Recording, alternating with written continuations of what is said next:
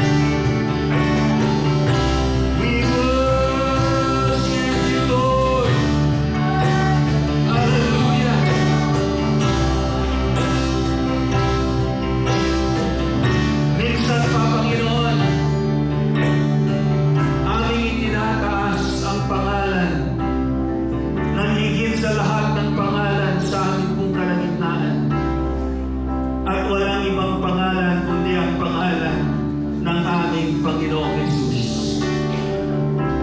Salamat po, Panginoon, dahil sa pangalan na iyan, hindi lamang lahat ng tuhod ay luluhod. Hindi lamang lahat ng labi ay magsasabi na ikaw ay Diyos. Kundi sa iyong pangalan, lahat ng sakit at karamdaman ay gagaling. Sa iyong pangalan, lahat ng problema ay mabibigyan ng solusyon. Sa iyong pangalan ay mayroong kaligtasan. Sa iyong pangalan ay may kapayapaan, may kagalakan, mayroong katagumpayan. Sa iyong pangalan ay mayroong kaganapan. Kaya Panginoon, minsan pa, patuloy po namin itataas sa lugar na ito ang pangalan ni Jesus. Ang pangalan na higit sa lahat ng pangalan. Lord, we welcome you in this place. At minsan pa, Panginoon, kami, O Diyos, ay naninitluhod sa iyo. Nagpapakumbaba, inaamin, na kung kami nga ay hiwalay sa iyo, wala nga kaming magagawa. Kaya, Panginoon, muli amin pong ipinagkakatiwala sa iyo ang buong umagang ito. Kayo ang kumilos mula simula hanggang matapos. At patuloy namin dalangin, O Diyos, nakatagpuin mo ang iyong mga anak. Palakasin mo ang kanilang pananampalataya, na yung mga nanghihina ay lalakas, yung mga nawawalan ng pag-asa ay makakasumpong ng pag-asa, na yung mga may sakit at karamdaman ay gagaling, na yung mga naguguluhan ay makakasumpong ng kapayapaan. Kaya Ama, minsan pa, muli we acknowledge your presence, O God, in this place. Lord, we worship you. We magnify your name. We glorify your name, O God, in this place. Salamat po, Panginoon. Sa iyo namin ibinibigay ang lahat ng papuri, pagsamba at pasasalamat sa pangalan lamang ng iyong anak na si Jesus. Ang lahat ay magsabi na Amen and Amen. Hallelujah! Napakaganda na muli tayo po ay nandito sa bahay panambahan ng ating Panginoon, kung saan nandito ang kanyang presensya, ang kanyang kapangyarihan, na kung saan muli tayo po ay uhugot ng lakas, uhugot ng kanyang biyaya upang tayo ay makapagpatuloy sa ating pong buhay bilang mga mananampalataya. Sabihin mo sa iyong katabi, kapatid, ako'y masaya. Katabi kita ngayon. Palampakan po natin ang ating Panginoon. Alam nyo, ang ganda nung huling awitin na ating pong inawit kanina. Na sa buhay po natin, wala po talagang ibang itataas na pangalan kundi ang pangalan ng ating pong Panginoon. Sa ating pong kalagitnaan, walang ibang pangalan na dapat po nating itaas kundi ang pangalan ng ating pong Panginoong Jesus. Sa iglesia nito, sa ating pamilya, sa ating pong sitwasyon, sa ating pong bansa, walang ibang pangalan na dapat maitaas kundi ang pangalan ng ating pong Panginoon. Amen? Dahil walang ibang kaligtasan na pwedeng maging daan para tayo po ay magkaroon ng tunay na buhay at buhay na walang hanggan kundi ang ating pong Panginoong Hesus lamang. Noong nakaraang linggo ay ating pong pinag-aralan yung mga salitang tired and weary. Na sa pamamagitan ng salita ng Diyos, nakita po natin na kahit gaano man tayo napapagod, nanghihina, pero ang Diyos ang patuloy na magbibigay sa atin ng kalakasan at sa Kanya lamang po tayo makakasumpong ng kalakasan. Sa umagang ito ay nais ko pong pag-aralan po natin ang salitang discourage o pinanghihinaan ng loob. meron bang pumunta dito na sa mga nakalipas na mga araw ay feeling mo ay nakakaranas ka ng grabing discouragement sa iyong buhay o pinanghinaan ka na ng loob dahil sa mga nagbabagong panahon at sitwasyon sa ating pong mga buhay at sa ating pong kapaligiran. Kagaya po ng mga magsasaka ngayon, marami ngayon ay discouraged, yung iba nagagalit. Dahil nung una, ang taas ng presyo ng palay. Pagkalipas ng 1 linggo, biglang bagsak ang presyo ng palay. Pagkalipas na naman ng 1 linggo, biglang taas na naman ang presyo ng palay. Tapos, nung linggo, masasaya pa tayo umalis dito, pinag-uusapan natin, ang taas-taas ang presyo ng palay, sana maabutan natin. Pagdating ng Lunes, bagsak na naman ang presyo ng palay. Amen?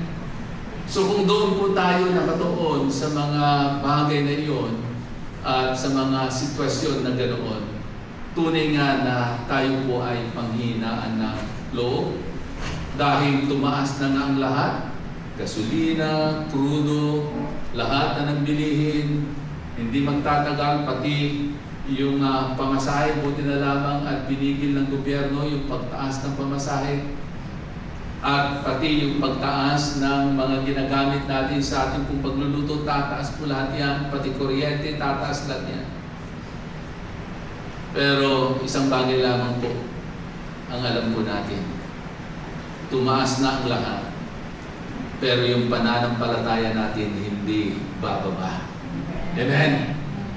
Lalong tataas at lalong itutuon po natin ang ating pong paningin sa ating pong Panginoon. Amen po ba?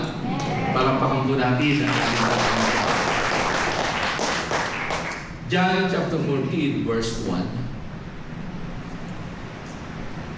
Sabi po ng salita ng ating pong Panginoon, Let not your hearts be troubled. Believe in God. Believe also in me. Sa Tagalog, huwag na kayong mabalisa. Sumampalataya kayo sa Diyos at sumampalataya din kayo sa akin.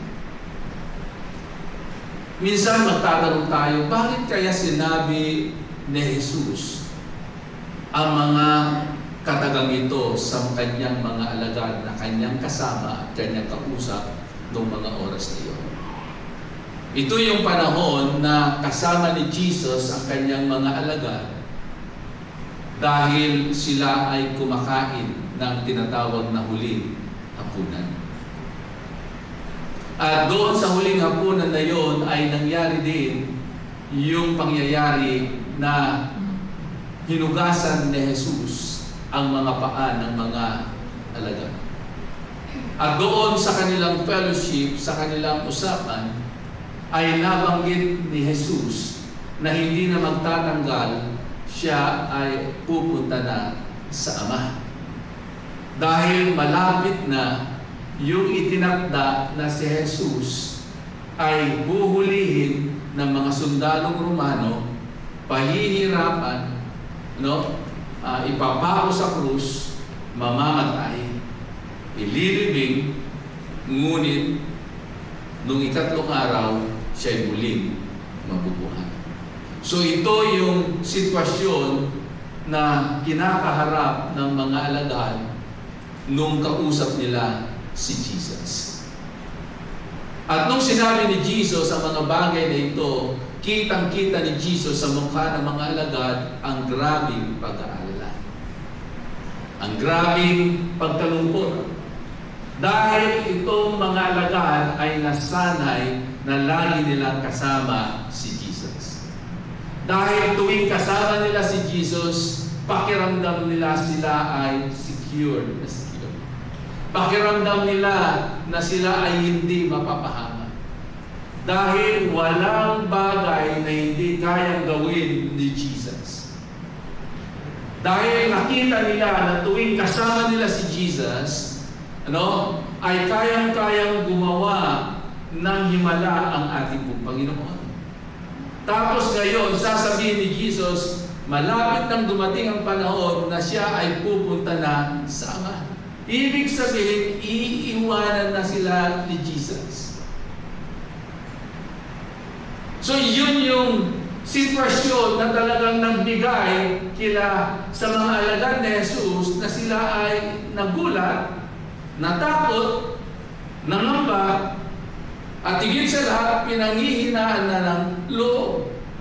Dahil alam nila na pag wala na si Jesus, ang kanilang mga buhay ay nasa bingit na ng alanganin. Kumbagay, mapapahamak na sila dahil sa kanilang pagsunod at sa kanilang pananampalataya. Wala nang kasiguraduhan ang buhay ng mga alagad pag si Jesus ay wala na. Kaya nga sinabi ni Jesus ang mga salitang ito. Nasabi niya, "Let not your hearts be troubled." Huwag kayong panghinaan ng loob. Bagkus, maniwala kayo o sumampalataya kayo sa Diyos at sumampalataya rin kayo sa atin. Kapatid, naranasan mo na ba na ganito ang iyong nararamdaman at reaksyon kagaya ng nararanasan ng mga alagad nung kausap nila si Jesus? Dumating ka na ba sa punto ng iyong buhay na biglang magbabago ang iyong lifestyle at yung dati mong buhay ay hindi na ganoon ang magiging buhay mo kasi meron ng panibagong buhay na dapat mong tahakin? O kaya naman, nasanay ka sa isang lugar at ngayon dumarating na yung panahon na kailangan mong umalis sa lugar na yon na nagbibigay sa iyo ng saya, ng comfort, ng blessing, tapos ngayon ikaw ay pupunta sa isang lugar na hindi mo alam kung ano ang magiging buhay mo. At dahil sa ganung kalagayan, ikaw ay natatakot, ikaw ay nag-aalala, ikaw ay nalulungkot, o kaya naman ikaw ay pinanghihinaan na ng loob. Naranasan mo na ba yung ganitong kalalagayan? Na doon sa nakasanayan mo ay biglang mababago at pupunta ka sa isang buhay na hindi bago sa iyo. Di ba napakahirap yon? Lalo-lalo na pag nasanay ka na sa isang klase ng buhay, nasanay ka na, no, na meron kang cellphone, tapos ngayon biglang wala kang cellphone na magagamit. Eh yung mawalan ka na ng connection ng internet, ay naiinis ka na, at yung iba nagmumukmuk, at yung iba nagagalit, at yung iba nalulungkot.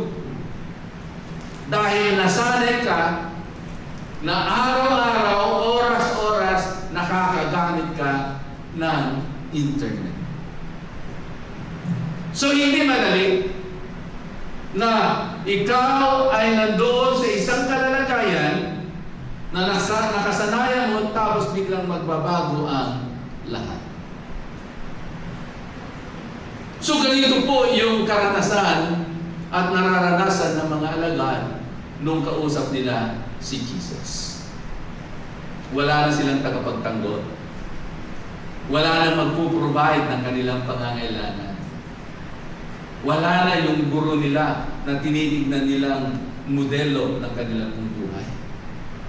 Kaya sila ay pinanghinaan ng loob. Ang salitang pinanghinaan ng loob sa wikang Ingles ay discouragement. The word discouragement, ang ibig sabihin nito is the loss of confidence. Yung nawawala na yung kumpiyansa mo sa iyong sarili. Na dati yung self-esteem mo ay mataas, pero biglang bumaba. Is the loss of hope. Na dati grabe ang pag-asa mo, tuwing ikaw ay nagpupuri sa Diyos, napakataas yung level ng pag-asa mo sa ating pong Panginoon. Pero dahil sa ganitong kalalagayan, biglang nawala o nawawala ang iyong pag-asa. Is the loss of hope often triggered by disappointment? Di ba pag ikaw ay nawawalan na ng pag-asa at nawawalan ka ng confidence sa iyong sarili, di ba ang kasunod doon, disappointed ka na. Dahil yung gusto mo ay hindi na yun ang nangyayari sa iyong buhay. Not only it triggers by disappointment, but also it triggers by fatigue. Nakakaranas ka na ng pagkapagod, ng panghihina. At ito pa ang isa. Ang taong discouraged na, grabe na ang dulot sa kanya ng takot. At hindi lamang takot, kundi lalo-lalo na pag dumating yung panahon na yung ini-expect mo ay hindi nangyayari.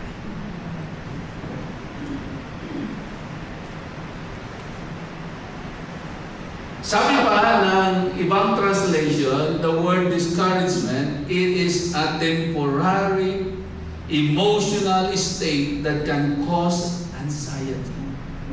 Wow, pinakamahirap na po yun. No? Ito raw ay epekto ng ating pong mga emosyon na ito ay nagdudulot ng tinatawag na anxiety. And also discouragement is the decrease of motivation. Nawawala na yung motivation mo sa lahat ng bagay. Hindi ka na makapag-isip ng maayos. No? Dahil nasira na yung diskarte mo sa buhay. Yun yung naidudulot at nagiging bunga ng discouragement. Pero, sabi naman po sa ibang translation, discouragement commonly described as a spirit of heaviness. Di ba? Pag ikaw ay discouraged, feeling mo lahat-lahat ay napakabigat. Meron ka ng nararanasan na tinatawag na spirit of heaviness. Kaya tignan mo yung mga taong discouraged, pag tinignan mo ng maigi ang kanilang mga mukha, halos hindi mo na ma-describe at maibita. Kahit siguro na yung pinakamagaling pang pintoon o artist, mahihirapan. Dahil sa sobrang pagdaloy ng tinatawag na spirit of heaviness sa buhay ng tao. At yan ay dahil sa discouragement. Pero tingnan niyo po, sabi po ng Biblia, even though discouragement is a temptation common to man, naniniwala ba kayo na ang discouragement o panghihina ng loob, ito ay common lamang sa isang individual? Amen? Sino dito ang hindi nakakaranas ng discouragement? Pakita sa kamay. Lahat tayo, baka araw-araw eh. Amen? Dahil grabe, ang taas ng expectation mo sa isang tao tapos hindi niya nami-met. Di ba ang hirap no? Discouraged ka. Meron kang gustong gawin pero hindi mo magawa, discouraged ka na. Yung mga inakala mo na dapat mangyari sa iyong buhay, yun ay nagdudulot na ng discouragement sa iyo. Pero, para hindi po tayo mahirapan, hindi lumugmok ang ating po mga buhay, ito ang dapat nating ilagay sa ating po mga isipan. That discouragement is a temptation common to man. Okay? 1 Corinthians chapter 10 verse 13. Ano ang sinasabi ng salita ng Diyos? No, na kahit anong pagdaanan mo sa buhay, kahit ano pa yung mga bagay-bagay na nagpapahina sa iyong kalooban, dapat huwag kang mawawalan ng pag-asa.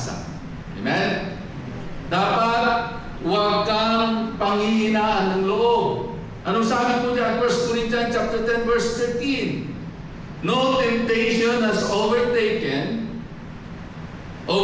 you except what is common to mankind. And God is faithful. Okay? He will not let you be tempted beyond what you can bear. But when you are tempted, He will also provide a way out so that you can endure it. Sa Tagalog, walang pagsubok na dumating sa inyo na hindi nararanasan ng ibang tao. Pag ito ay naunawaan po natin na walang pagsubok pala na dumarating sa ating pong mga buhay na hindi rin ito naranasan ng common na tao. Ibig sabihin, hindi ka nag-iisa. So kung ito ay malinaw sa atin na hindi tayo nag-iisa, walang dahilan para ikaw ay malungkot.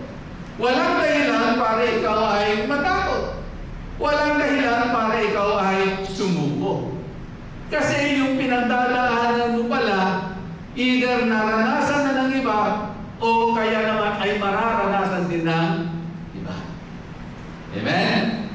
So, hindi lamang ikaw ang nakakaranas noon.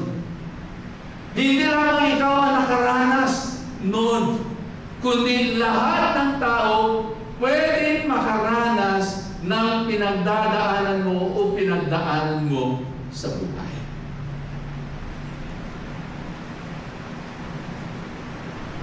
So tandaan po natin, sa panahon na tayo ay nakakaranas ng discouragement, kailangan nating harapin ito ng may katapangan at katatagan. Ulitin ko, kailangan nating harapin ang mga ito ng may katapangan at katatagan. Tandaan po natin, hindi tayo tinawag at pinili ng Diyos na tayo ay mga mahihinang mga anak niya. Hindi niya tayo pinili at tinawag at iniligtas na tayo ay magiging talunan. So kailangan, anuman ang pagdaanan natin, anuman yung sitwasyon mo na nagiging dahilan para ikaw ay panghinaan ng loob, kapatid, kailangan mong harapin ang mga bagay nito na merong katapangan at merong katatagan. Amen? Ikaw ay nagiging matapang, and then ikaw rin ay nagiging matapang.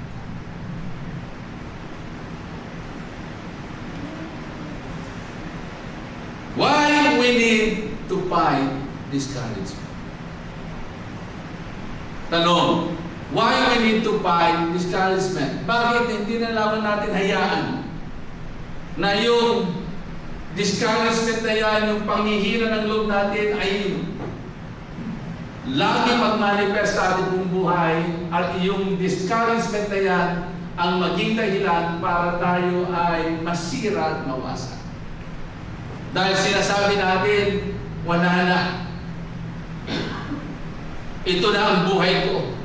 Wala nang kapag-apag-asa. Suko na talaga ako. Ayaw ko na magpatuloy. Pero alam niyo kapatid, hindi tayo dapat panghinaan ng loob. Ano man ang pinagdadaanan natin. Wag na wag nating isusuko yung ating pong mga kinabukasan. Kailangan ipaglaban natin, kailangan labanan natin ang anumang discouragement sa ating pong mga buhay. Why we need to fight discouragement? Kasi pag hindi natin nilabanan ang discouragement, pwedeng masira ang ating pong mga buhay. Ulitin ko, pwedeng masira ang ating mga buhay pag hindi natin nilabanan ito. At hinayaan na lang natin na ma-overcome po tayo ng discouragement.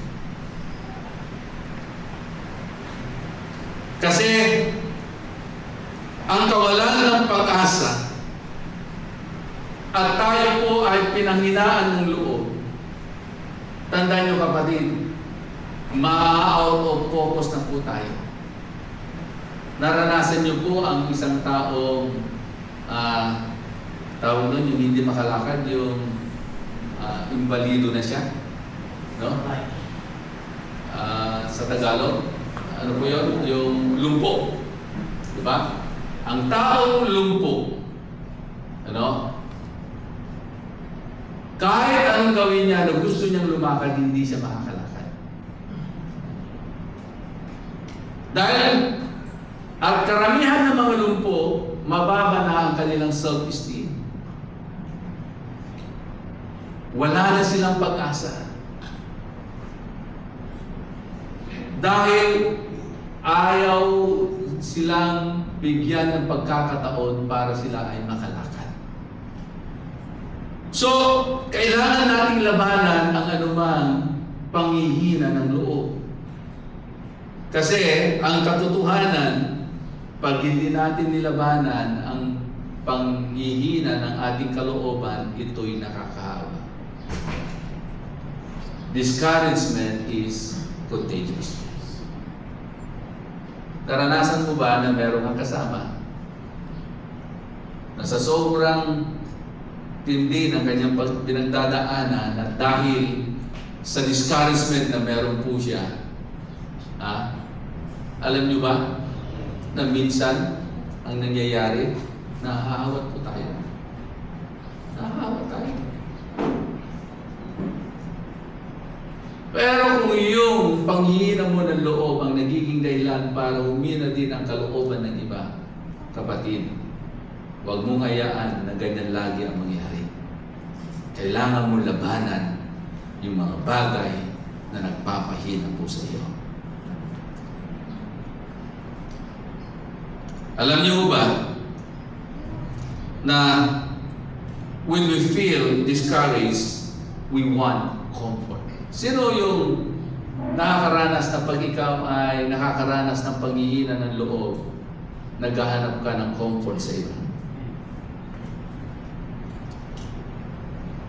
At ito ay tama. Kailangan natin ng comfort, ng pagpapalakas ng iba dahil nga tayo ay nanghihina.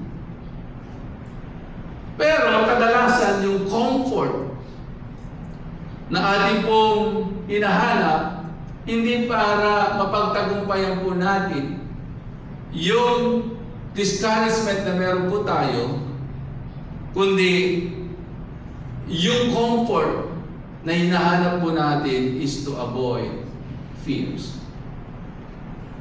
Para maiwasan po natin ang anumang takot na siyang dumadaloy sa ating isipan at sa ating mga puso. Alam niyo ho ba, isa sa mga bunga ng discouragement ay takot. At kadalasan ito ang ayaw na maranasan ng maraming mga tao pag sila po ay nakakaranas ng discouragement. Pero anong dapat po natin gawin? Ano? Dapat natin gawin, magpakatatag po tayo. Don't allow fear to overcome us. Sabi nga ng Biblia, be strong in the Lord. Amen? Dapat tayo ay magpakatatag, magpakatibay sa Diyos. Hindi sa iyong sariling karunungan, hindi sa iyong sariling diskarte, but be strong in the Lord. At pag nagawa po natin ang bagay na yan, na kaya po natin magpakatatag, magpakatibay, magpakatapang, no, sa ating pong Panginoon, anumang mga bagay na darating sa ating pong buhay ay ating mapagtatagumpayan. At hindi tayo ma-overcome ng anumang discouragement sa ating pong mga buhay.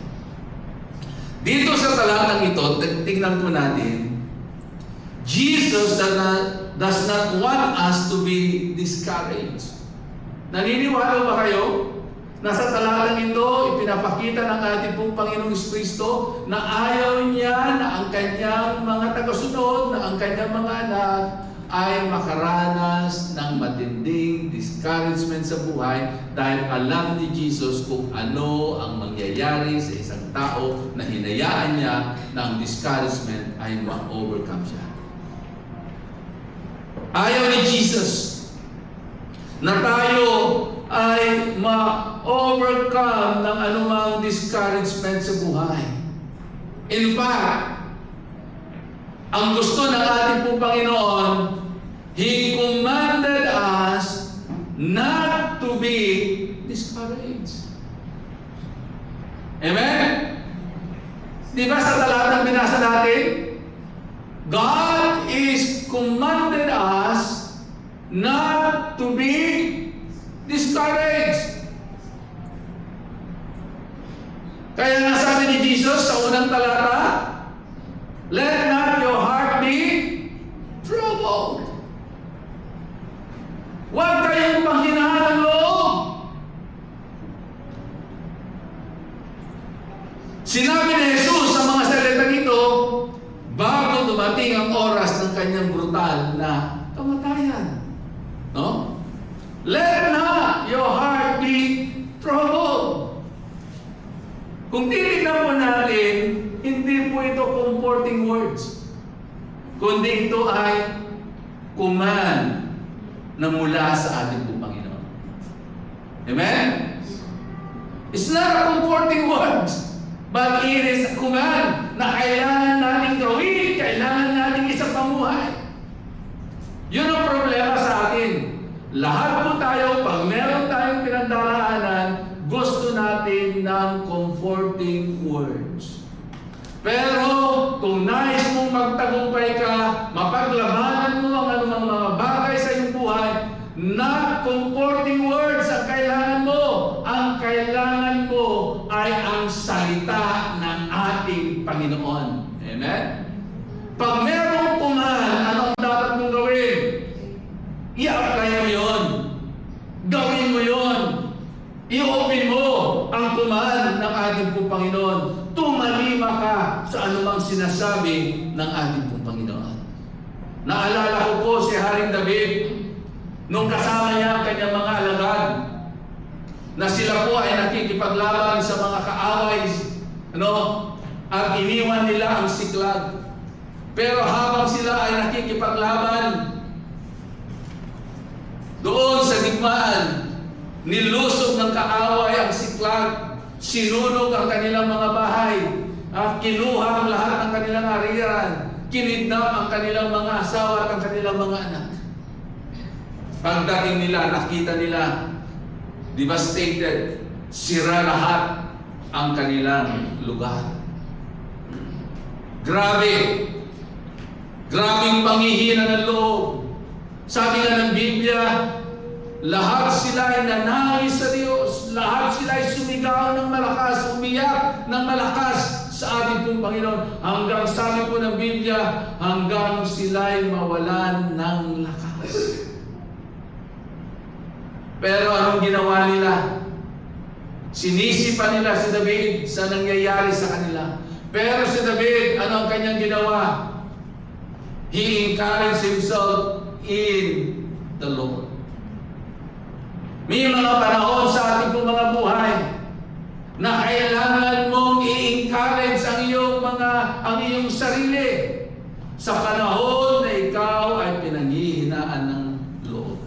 Dahil darating panahon na walang mga tao na pwedeng tumulong at aanghapay sa iyo. Kailangan mo ng tulong ni brother, ni sister, kailangan mo tulong ni nanay, ni tatay, kailangan mo tulong ng kapitbahay mo, ng kaibigan mo. Minsan, wala sila. Wala silang panahon sa iyo. Pero darating panahon sa ating mga buhay, like David, na kailangan din natin i-encourage ang ating mga sarili. Kanino? Sa Diyos.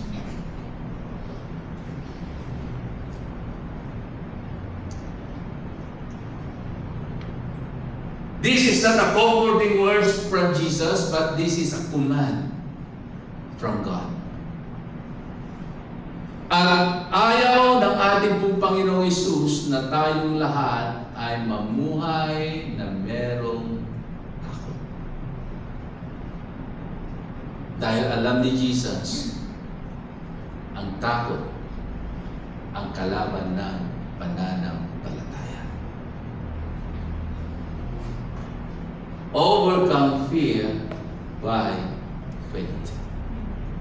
Kailangan ang mas mataas yung faith mo, hindi yung fear mo. Amen? Dapat yung faith po natin mas mataas at yung fear natin ay nasa ilalim lamang ng ating pong pananampalataya. Sabi dito, instead of being afraid, Jesus wants us to believe. Amen? Di ba sabi niya, don't let your heart be troubled, but believe in God. Yung pala yung susi. Para hindi ka ilugmok ng anumang mga nangyayari sa iyong buhay, ng discouragement, dapat mong gawin, believe in God. And believe also in Him. Sino yun? Si Jesus. Ang iyong kaibigan. Ang iyong tagapagligtas. Ang iyong kasama sa anumang oras. Believe in God and believe in Him. In other words, don't let your hearts be ruled by what you see and feel.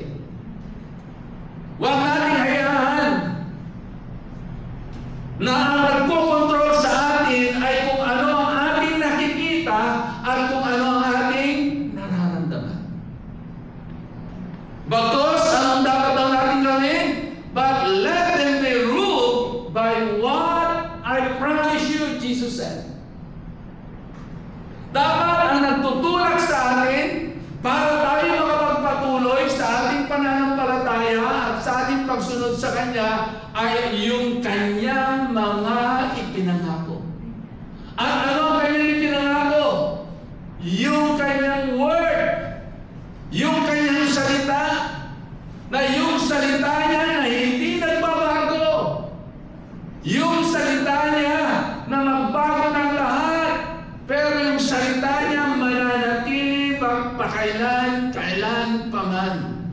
Amen? So dapat doon po tayo nakatuon.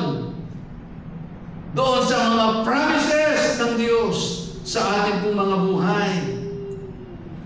Because when we need encouragement, we need to live by His promises. Ulitin ko. If we need encouragement, we need to live in His promises. Sa Kanyang mga salita, sa Kanyang mga pangako. Romans chapter 15 verse 4. Sabi gano'n, for everything that was written in the past was written to teach us, so that through the endurance taught in the Scriptures, the encouragement they provide, we might have hope.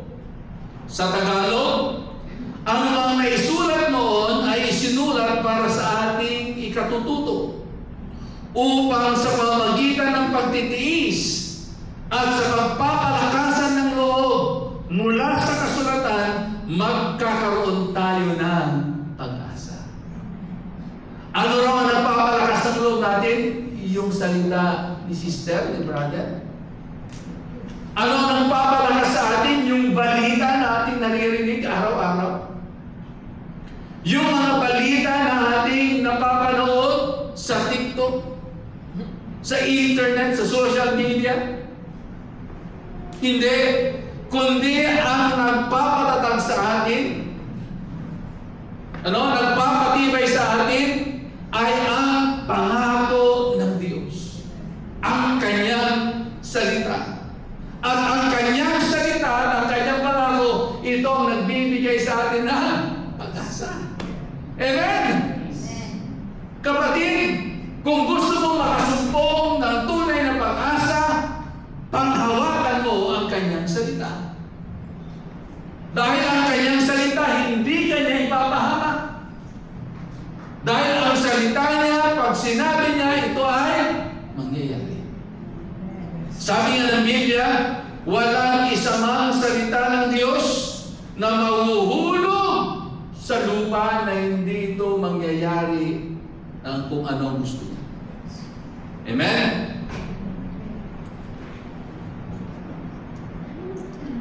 So ito yung mga pangako na dapat na panghawakan po natin. God's promises upang patuloy na tayo magkaroon ng pag-asa at kailangan natin makapagpatuloy sa ating pong pagsunod sa ating pong Panginoon. Tandaan nyo kapatid, huwag na po kayong mag-expect ng magandang kinabukasan. Dahil nasa end times na po tayo. Sabi po ng Biblia, sa huling panahon, pasama ng pasama, pahirap ng pahirap, pagulo ng pagulo. Amen? Kahit anong gawin pa ng mga leader ng iba't ibang bansa, pag-usapan ang kapayapaan. Kapatid, walang mangyayaring kapayapaan hanggat yung tunay na kapayapaan ang siyang kumontrol ng lahat at maging pangunahin sa buhay ng tao. Walang iba kundi ang ating Panginoong Jesucristo. The Prince of Peace, Jesus. The Shalom of our life. Romans chapter 8, verse 35. At ganoon din po sa verse 37. Sabi ganon, who shall separate us from the love of Christ? Sabi ganon, who shall separate us from the love of Christ?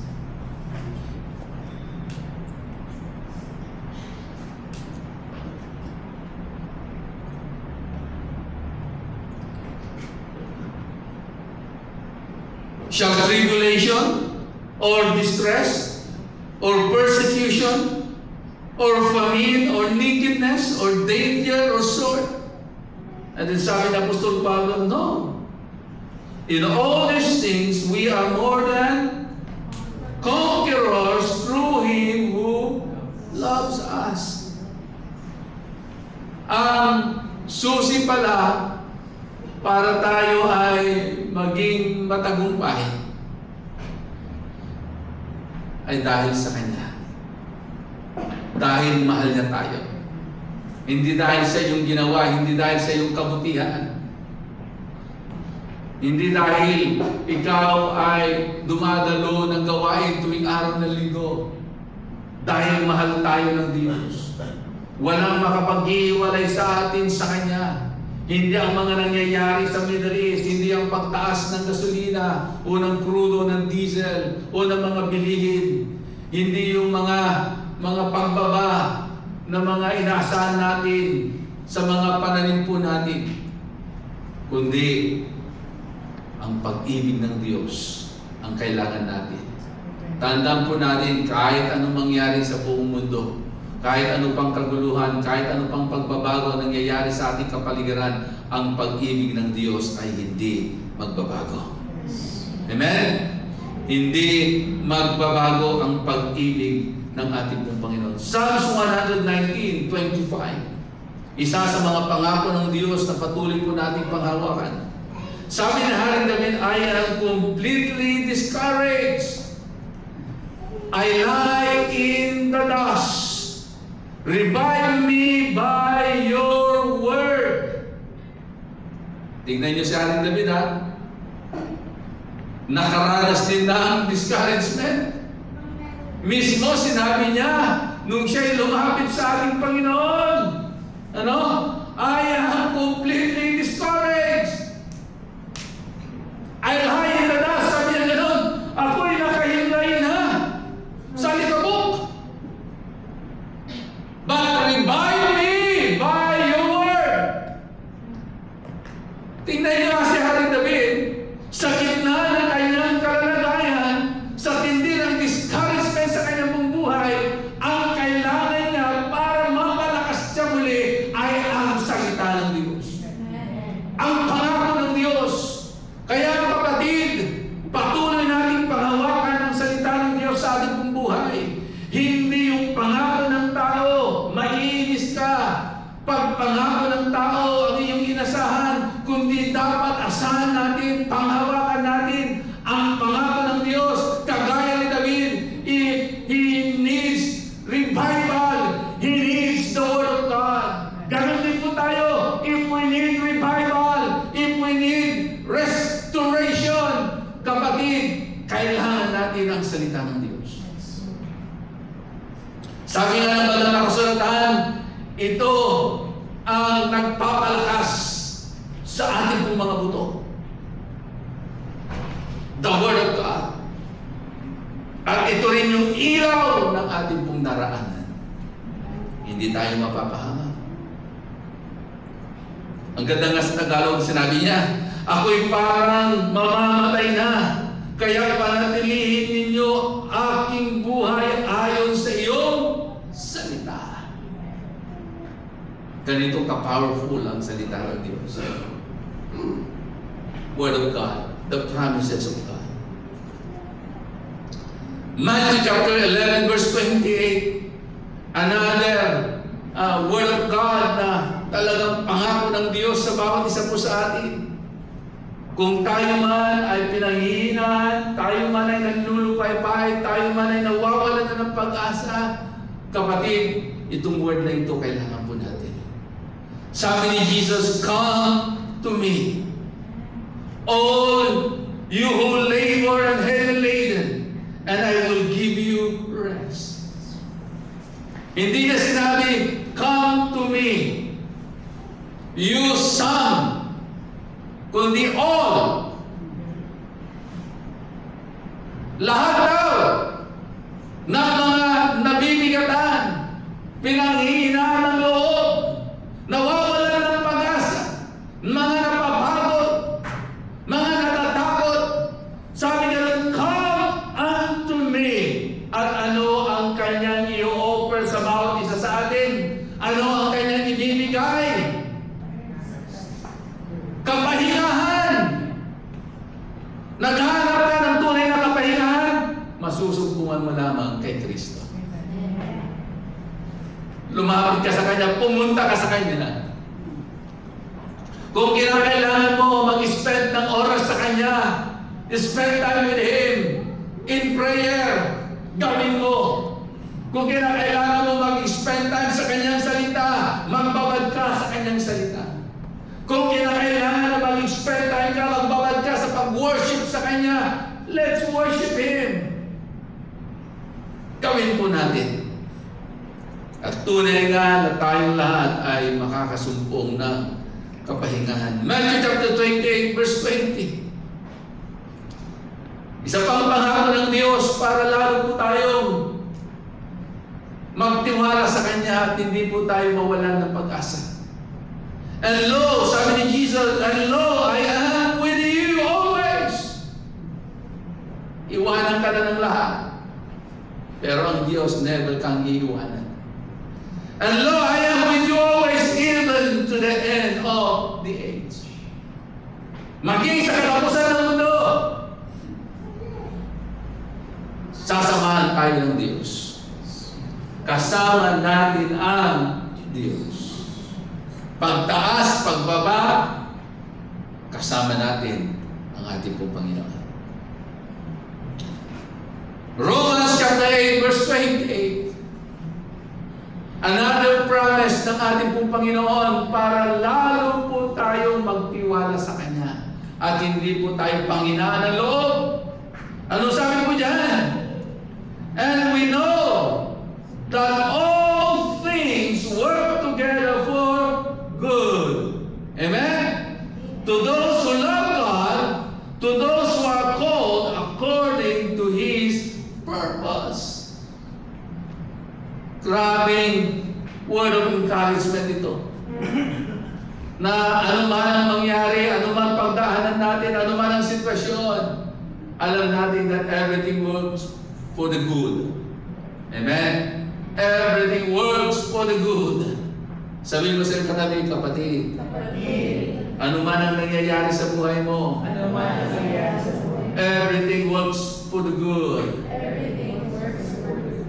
Amen? So tandaan po natin, bago po ako mananalangin, mga minamahal kong kapatid. Remember this word. Don't let your heart be ruled by what you see and feel, but let it be ruled by what Jesus promises unto you. Amen? Ulitin ko. Don't let your heart be ruled by what you see and feel. Huwag mong hayaan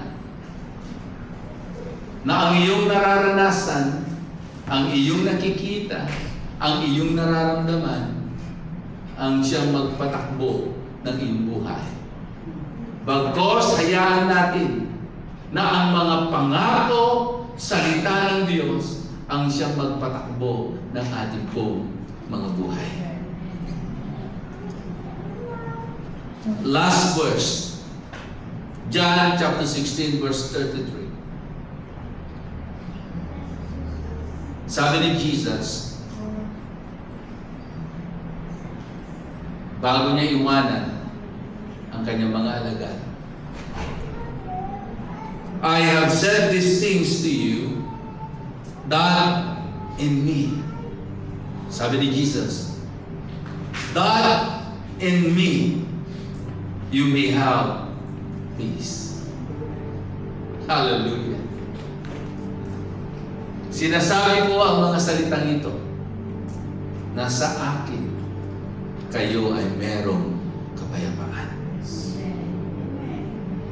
In me you may have peace, but in the world you will have tribulation. But take heart, sabi ni Jesus. But take heart. Jesus said, I have overcome the world. Basahin ko sa Tagalog. Sinasabi ko sa inyo ang mga ito para magkaroon kayo ng kapayapaan. Kanino? Sa pamamagitan ko, sabi ni Jesus, daranas kayo ng kapigatian sa sanlibutan, pero lakasan ninyo ang inyong loob. His church, don't be discouraged. Huwag kayong panghinaan ng loob. Sabi ni Jesus, in me you have peace. But in this world you have tribulation, you have problems, you have sickness. But take heart. Magpatatag kayo. Lakasan niyo ang inyong loob. Sabi ni Jesus, I have already overcome the world. Napagtagumpayan na ni Jesus. Malapit na ang mahal na araw.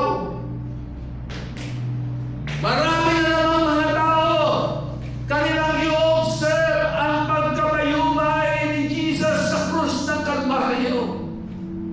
Marami na namang mga tao na talagang i-celebrate nila yung ginawa ni Jesus doon sa krus ng Kalbaryo. Alam niyo kapatid, hindi lamang basta napako si Jesus sa krus. Hindi lamang basta nasugatan ang kanyang katawan. Hindi lamang basta umagos ang kanyang dugo. Hindi lamang basta siya'y nawalan ng hininga at namatay sa krus. Kundi ang mga pangyayari yon ang naging dahilan para mapagtagumpayan niya ang mundo, ang gawa ng kasamaan. Amen?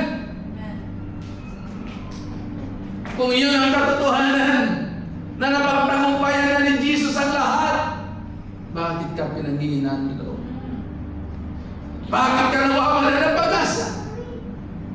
Kapatid, nandito ka sa umagang ito dahil nais ng Diyos na marinig mo ang kanyang mga pangako.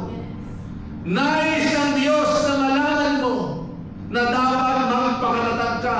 Huwag kang panghinaan ng loob dahil napagtagumpayan na ni Kristo ang lahat.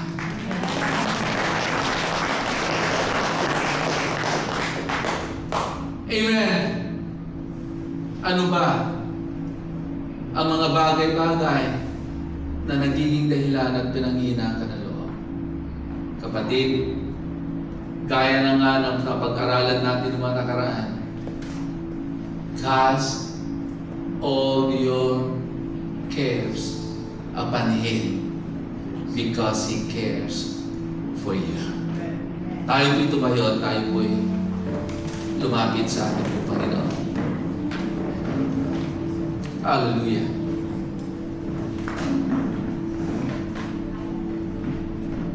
Taas po natin ang ating kamay, tanda ng ating pong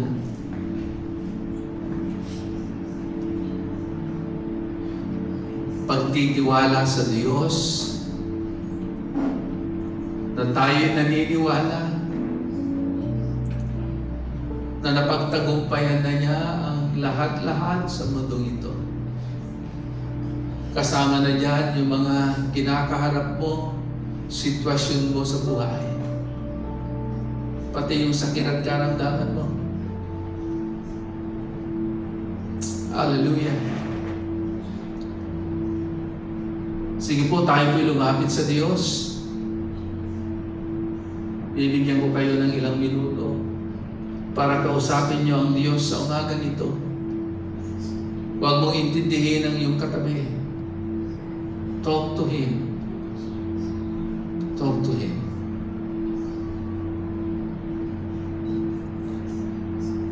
Ano yung mga bagay na nagpapahina sa iyo? At nawawalan ka na ng pag-asa, ibigay mo po sa Kanya. Hallelujah.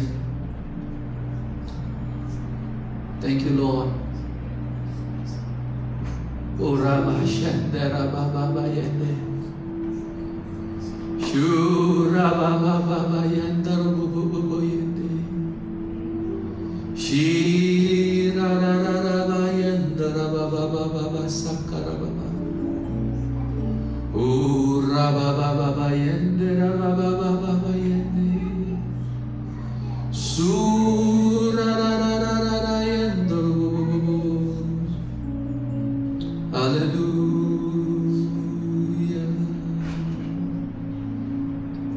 Lord Jesus. Oh, Rabashanda Rabababa Sanka. Oh, Rabababa Yende Rabababa. Oh, Rarararaba Yende Sakarabababa. Hallelujah, Lord. Thank you, Lord. Muli, Panginoon, kami ay nagpapakumbaba sa iyong harapan. Inaamin namin, Panginoon, na kung kami hiwalay sa iyo, wala nga kaming magagawa. Ama, sa umagang ito, O Diyos, kami ay kumukonekta sa iyo. Alam mo ang bawat isa, O Diyos, kung anong pinagdaraanan. Alam mo, Panginoon, ang panghihina ng aming pong kalooban. Wala pong maitatago sa iyo, Panginoon. Alam mo rin, O Diyos, kung kami, O Diyos, ay nawawalan na ng pag-asa. Alam mo rin, Panginoon, kung gusto na naming sumuko at ayaw na naming magpatuloy. Alam mo rin po, Panginoon, kung kami, O Diyos, ay natatakot. Kaya, Ama, sa umagang ito, hayaan mo na sa oras na ito maranasan ng bawat isa ang iyong yakap. Ang kapangyarihan ng iyong banal na Espiritu sa kanilang mga buhay. Hayaan mo po, Panginoon, na maranasan ng bawat isa ang kapangyarihan at manifestation ng iyong mga pangako at ng iyong mga salita sa kanilang mga buhay. Salamat po, Panginoon, na malinaw sa amin sa umagang ito. Na huwag naming hayaan, O Diyos, that our life will be ruled for what we can see and what we can feel. Bagkus, Panginoon, we let your word and your promises, O God, rule our lives. Ano man ang aming sitwasyon, ano man ang aming kinakaharap, Panginoon, let your word rule our life, Lord. Salamat po. Hayaan mo, Diyos, na iyong mga pangako ang patuloy naming panghawakan. Salamat, Panginoon, dahil muli ipinaunawa mo sa amin na pinagtagumpayan mo na ang lahat sa mundong ito. Dahil pinagtagumpayan mo na ang lahat, Panginoon, sa oras na ito, aming inaangkin ang lahat ng ito, Diyos, sa aming mga buhay. Yung kagalingan, inaangkin na namin, O Diyos. Lord, yung kalakasan, inaangkin na namin. Yung pag-asa, inaangkin na namin. Yung kasagutan na namin, mga panalangin, inaangkin na namin, Panginoon. Yung provision mo, inaangkin na namin sa umagang ito. Yung kasagutan ng aming mga problema, inaangkin na namin, O Diyos. Yung kaayusan sa aming pamilya, amin ang inaangkin, Panginoon. Pati yung kapatawaran ng aming mga kasalanan, amin na rin inaangkin. Dahil, Lord, dahil sa iyong dugo na nabuhos sa krus ng Kalbaryo, Lord, iyong nilinis lahat ng aming karumihan at iyong pinatawad ang lahat ng aming kasalanan. Salamat po, Panginoon. Kaya, O Diyos, sa umagang ito, patuloy na katagpuin mo, palakasin mo, patibayin mo, O Diyos, ang iyong mga anak. At Lord, minsan pa, patuloy naming tanggapin ang kapayapaan na nagmumula sa iyo. Salamat.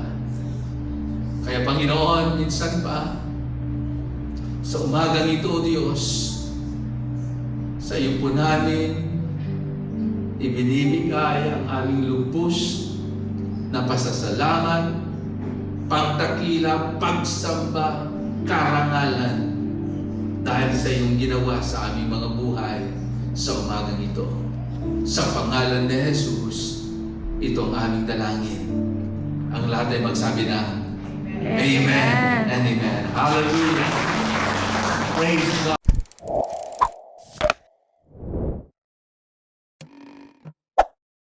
Welcome to His Church! This is our announcements for this week. Inaanyayahan po namin kayo na maging parte ng aming mga life group. Every Tuesday at Barangay San Cristobal, 3 p.m. Every Wednesday, 3 p.m., Barangay San Juan, mga Has residents. Every Thursday, 4 p.m., Barangay San Juan, Purok 1. Every Thursday, 5 p.m., Barangay San Juan, Canlubang. Every Saturday, 4 p.m., Barangay Santa Maria, Atuang residents. Every Sunday, after service, Youth Life Group at 11 p.m. Every Sunday, 4 p.m., Barangay Poblacion Sur. Join us in our online prayer meeting every Tuesday at 8 p.m. via Google Meet. Samahan niyo rin po kami sa aming prayer meeting every Friday, 4 p.m. at Kids Room. At syempre, magkita-kita po ulit tayo every Sunday, 9:30 a.m. para po sa ating Sunday Worship Service. Para po sa ating mga chikiting, meron po tayong Kids Sunday School every 10 a.m. This is His Church! We are your family. Let's grow together in Christ. Sabi nga po sa Hebrews 10 verse 25, let us not neglect meeting each other. Kaya naman po, magkita-kita po tayo ulit sa susunod na linggo Linggo kasama ang inyong mga kapamilya at kaibigan. God bless!